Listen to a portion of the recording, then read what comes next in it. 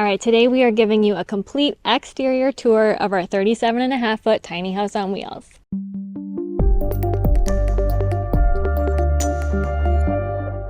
Welcome back to our channel. If you're new here, our names are Steph and Katie, and we're a married couple from Canada. Back in 2022, we bought a waterfront lot on one of the Southern Gulf Islands here in BC. And last summer, we started the process of building a luxury tiny house for our remote property. After working with a local builder for the past 9 months, our dream finally became a reality and our custom tiny home and office pod were delivered to our land. The transport and delivery was very complicated, and it took several days to get everything into place. But we're so excited that we can finally celebrate the end of this huge project. Our house is a 37.5-foot tiny home on wheels with over 300 square feet of living space. It was built by Summit Tiny Homes, and it's a fully custom version of their modern bohemian model. We did tons of luxury upgrades and customized every aspect of this house. If you want to see a full tour, we already have one up on our channel, as well as a video documenting the delivery process. We are so in love with our house and feel very lucky to be spending our first summer here on the island. So we've had our house for about 2 months now, and while the exterior and the area around the house is still very much a work in progress, we wanted to show you where we're at so far.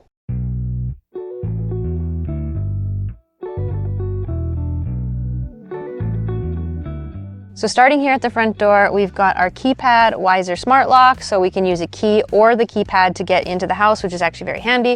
We have an exterior light, which actually lights up quite a bit of room outside the house, which is great because it is very dark here at night.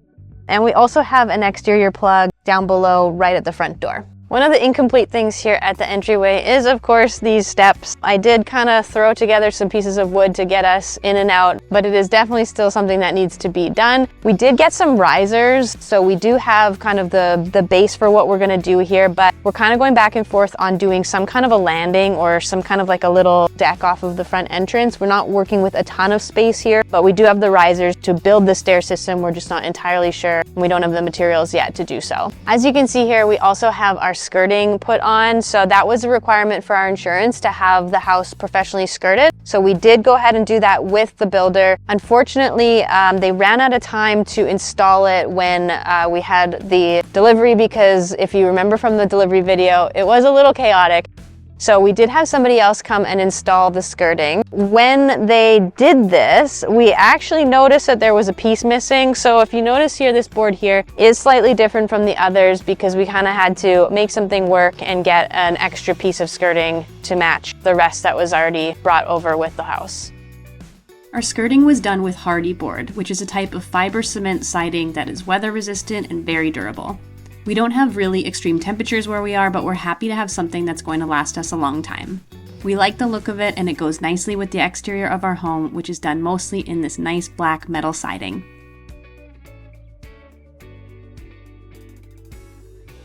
So moving over here on the outside of the house, we have our nice metal siding here. We have a little sticker showing our certification for the tiny house, certified as an RV. And we also have our little doorstop here for the front door. It is magnetic, so it holds the door open, which is super handy.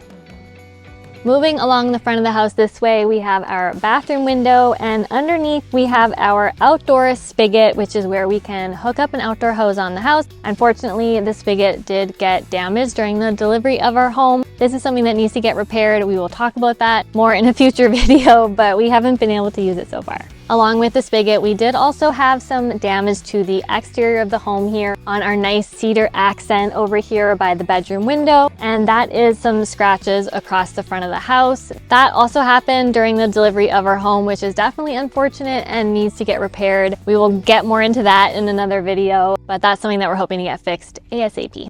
Moving along here to the edge of the house underneath our bedroom window, you can see that the skirting looks really nice here. This side has been properly backfilled. It hasn't been properly backfilled all the way around the house. We'll show you that. But this corner is looking really nice, and this is what the whole thing is going to look like when it's done.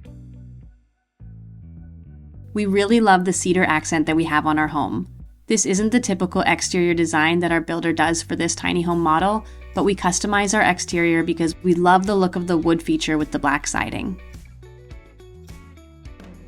So over here at the bedroom end of the house, you can see the bump out for the bed, which extends the space a little bit more and gives us a little bit more room in the bedroom, which is great. We also have the trailer hitch. So this is the end that the house would have been pulled by the truck. And you can see here that we do have the trailer hitch still on, as well as our propane tanks located here.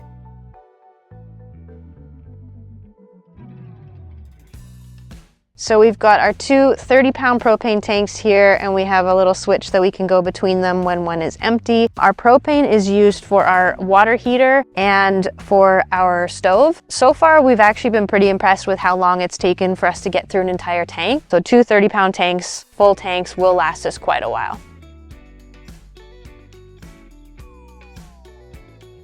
The trailer that our tiny house sits on is 37.5 feet long, which has been the perfect length for us. It was definitely tricky getting such a large home onto this property, but it was absolutely worth it. So coming around the back of the home here, you can see that the back side of the house hasn't been completely backfilled yet. We do have a bunch of gravel here, some more rocks that are going to be put in. So our landscaping isn't finished. We don't have a great path along the back of the house yet, but we're going to bring you along and do our best. So up in this top corner, you can see our first exterior vent, and this is for our air exchanger unit in the house. We have another one on the opposite side. We also have our exterior vents for the bathroom fan as well as the hood fan in the kitchen. So we do have our professional skirting all along the back side of the house. It is important that it gets backfilled properly so nothing can get underneath the home. And we also don't want to lose any heat underneath there. That's going to be important for the winter. But for right now, I would say I'm more concerned about little critters getting under there. So we do want to get this backfilled as soon as we can. So underneath the kitchen window here, you can see the skirting up over the wheels on the trailer. We do have some of our rocks in place here, so we might have a bit of a rock wall along the back of the house. Hopefully that'll be finished soon. And we're just here underneath the back living room window. On the back side of the home, we also have the black metal siding, which should be very durable and easy to clean. The roof is made out of the same metal and it's sloped to help with water drainage.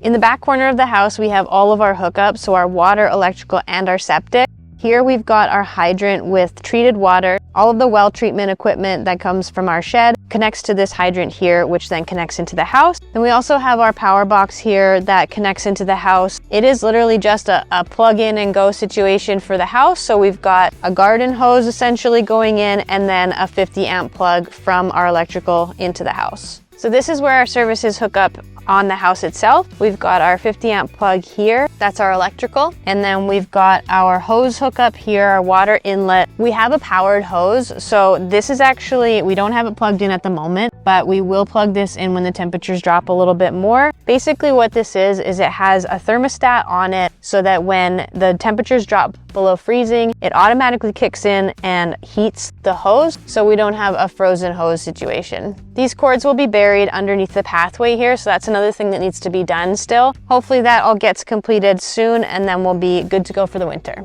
So down here we do have our sewer line, our hookup to our septic system. This is all done with hard PVC pipe instead of a hose, so that's all good to go. And this part here will be backfilled as well.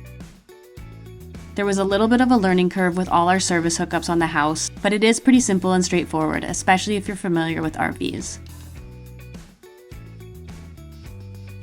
So now we are along the other side on the back end of the house. Here you can see our fan unit. This is for the two mini splits that we have inside the home. They are both our heat and our air conditioning unit. So we have this big fan on the back end of the house for both of those. And then over here you can see we have the other exterior fan for our air exchanger unit inside the house.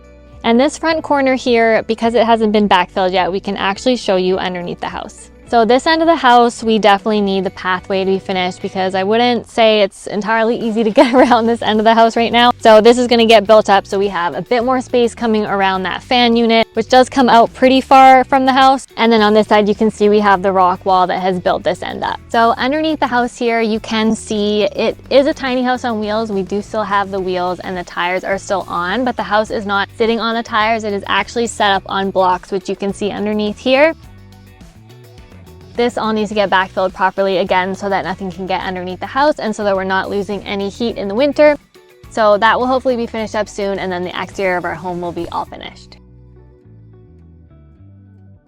Even though there's still a lot to be done and some damage to be repaired, we're still so happy with the exterior of our home. It's a dream come true to finally have our tiny house here on our property, and we couldn't be more excited for this new chapter.